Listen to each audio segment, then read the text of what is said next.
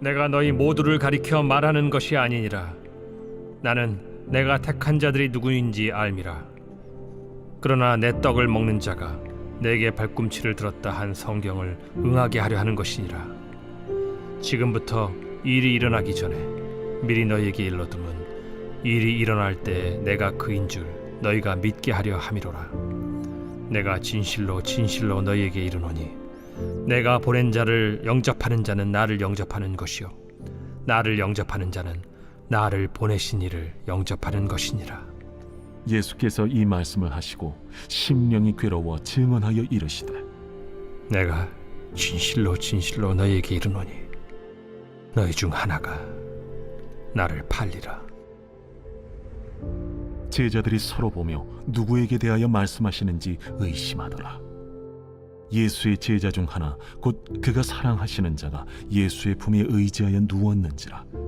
시몬 베드로가 머리짓을 하여 말하되 말씀하신 자가 누구인지 말하라 하니 그가 예수의 가슴에 그대로 의지하여 말하되 주여 누구니까 내가 떡 한 조각을 적셔다 주는 자가 그니라 하시고 곧 한 조각을 적셔서 가룟 시몬의 아들 유다에게 주시니 조각을 받은 후 곧 사탄이 그 속에 들어간지라. 이에 예수께서 유다에게 이르시되 네가 하는 일을 속히 하라. 이 말씀을 무슨 뜻으로 하셨는지 그 앉은 자 중에 아는 자가 없고 어떤 이들은 유다가 동기를 맡았으므로 명절에 우리가 쓸 물건을 사라 하시는지 혹은 가난한 자들에게 무엇을 주라 하시는 줄로 생각하더라. 유다가 그 조각을 받고 곧 나가니 밤이더라.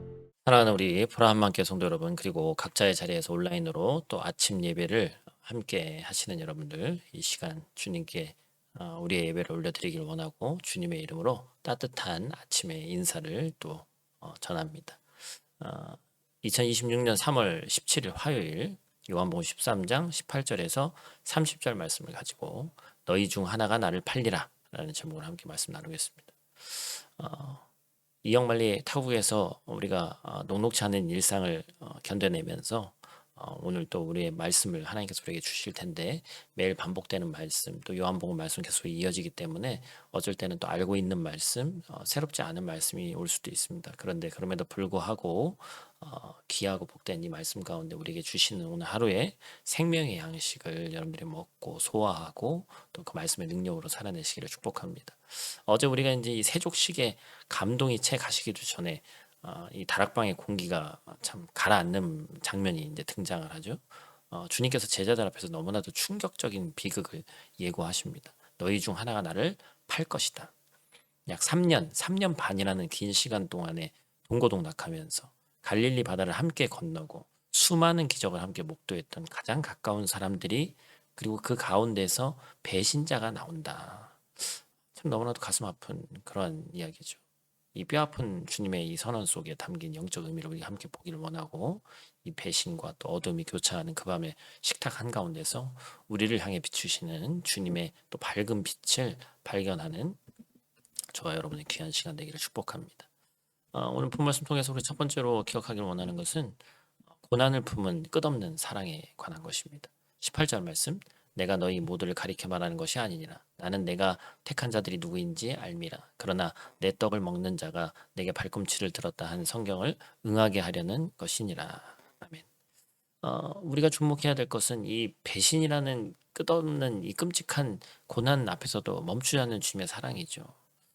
제가 이제 이번 주에도 이제 설교했습니다만 이 배신에 관련된 또 이야기를 베드로 때문에 하긴 했습니다만, 내가 가장 신뢰했던 사람, 내 속마음을 다 털어놓았던 사람에게 뒤통수 맞는 것만큼 뼈아픈 고통이 없어요.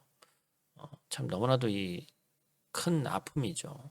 예수님은 가룟 유다의 배신을 전혀 모르시다가 사실 갑작스럽게 당한 것이 아니고, 또 주님은 다 알고 계셨습니다.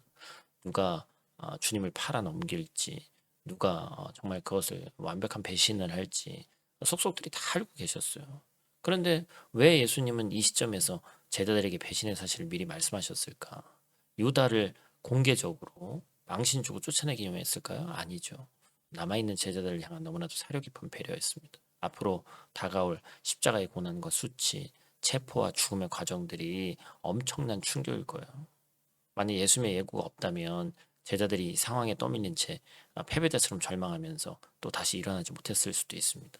그런데 주님께서 미리 말씀하심으로 이 모든 고난이 통제 불능의 어떤 비극이 아니라 철저한 하나님의 구원 계획 안에서 성경을 응하게 하려는, 그 말씀이 성취되게 하려는 과정임을 깨닫게 하셨습니다. 흔들리지 말고 주의 메시아 되심을 굳건히 믿어서 훗날 영광스러운 증언자가 되게 하시려는 주님의 철저한 보호하심이고 인도하심이었죠. 더 나아가 우리는 가룟 유다를 대하는 예수님의 태도를 봐야 합니다. 예수님은 배신당할 것을 아시면서도 그의 더러운 발을 친히 닦아주셨죠. 떡을 떼어 포도주에 적셔서 유다의 입에 넣어주셨습니다. 당시 유대 문화에서 식사 자리에 이 호스트가 떡을 적셔 가장 먼저 주는 행위는 그 사람을 향한 최고의 예우이자 가장 깊은 우정의 표현이었습니다. 그렇기 때문에 예수님은 마지막에 그 마지막 순간까지 유다를 향한 사랑을 포기하지 않으셨던 거예요. 끝까지 사랑하시는 바로 그 행위였습니다. 사랑하는 성도 여러분, 주님의 사랑이 이토록 변함없고 크죠. 나의 연약함과 실패, 심지어 주님을 실망하게 하는 수많은 이 순간에도 불구하고 주님은 우리를 향한 떡과 잔을 결코 거두지 않으시는 것이죠. 이 고난을 품은 끝없는 사랑이 오늘 우리를 살아가게 하는 우리의 가장 든든한 믿음의 반석됨을 잊지 마시기를 간절히 축복합니다.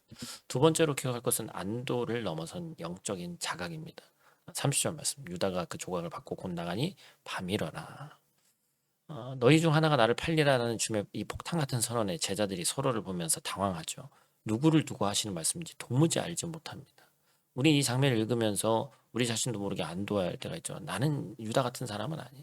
나는 예수님을 돈을 받고 팔아 넘기는 그런 인간이 아니야 라고 그렇게 이야기하면서 스스로 위안을 삼죠. 제자들 역시 누군가 지목될 그 한 사람을 찾으면 나는 아니지라는 그런 안도감 속에 살았습니다.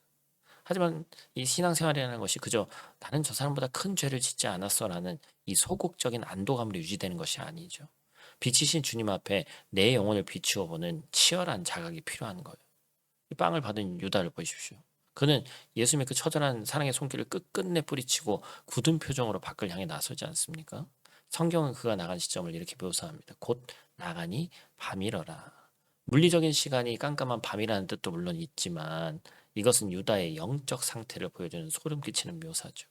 생명의 빛이신 예수님을 등지고 떠나는 순간 그를 기다리는 것은 짙은 어둠, 영원한 밤뿐이었습니다. 무엇이 그를 사탄의 소유가 되게 했어요?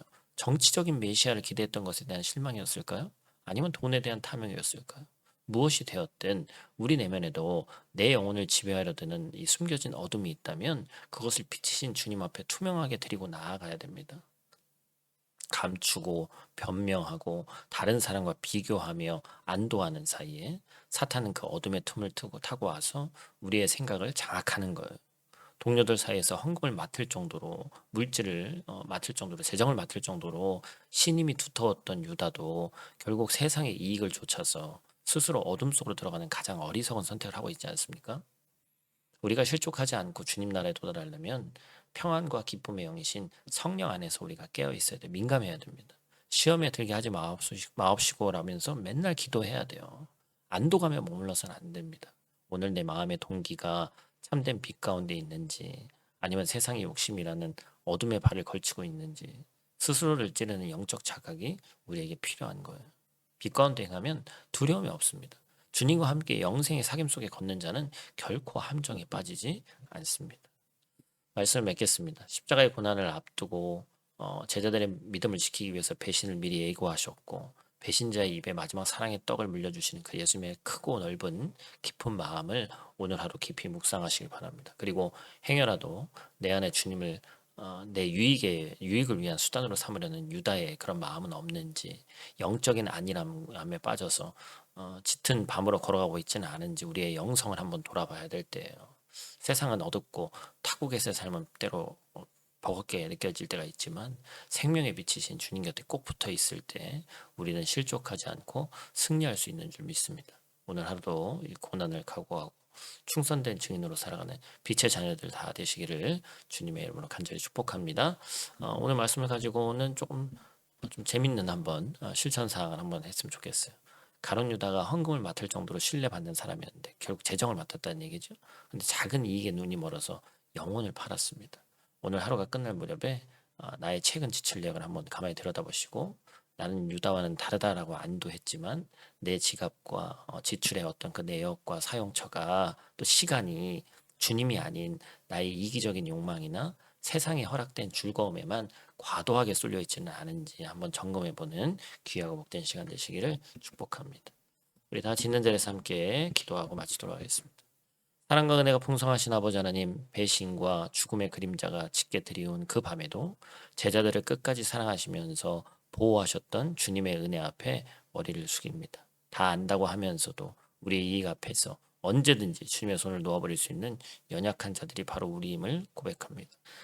주님, 이 프라하 땅에서 정말 고국에서 멀리 떨어져서 살아가는 우리 공동체, 우리 사랑하는 성도들 마음 가운데 성령의 밝은 빛을 비춰 주시옵소서. 나는 아니겠지, 나는 아니란 그 교만의 마음을 버리고 날마다 깨어서 영적인 자각 속에서 주님과 동행하게 하시고, 우리가 오늘 하루 우리가 살아갈 때 그리스도의 이름을 잊지 않게 하시고 모든 발걸음을 비치신 주님께 의탁하며 우리를 끝까지 포기하지 않으시는 그 주님만 바라보고 나아가는 귀하고 복된 사랑의 하루 될 수 있도록, 능력의 하루 될 수 있도록 주님 도와주시옵소서. 오늘도 우리를 눈동자같이 지키실 줄 믿사오며 예수님 귀하신 이름으로 기도드립니다. 아멘.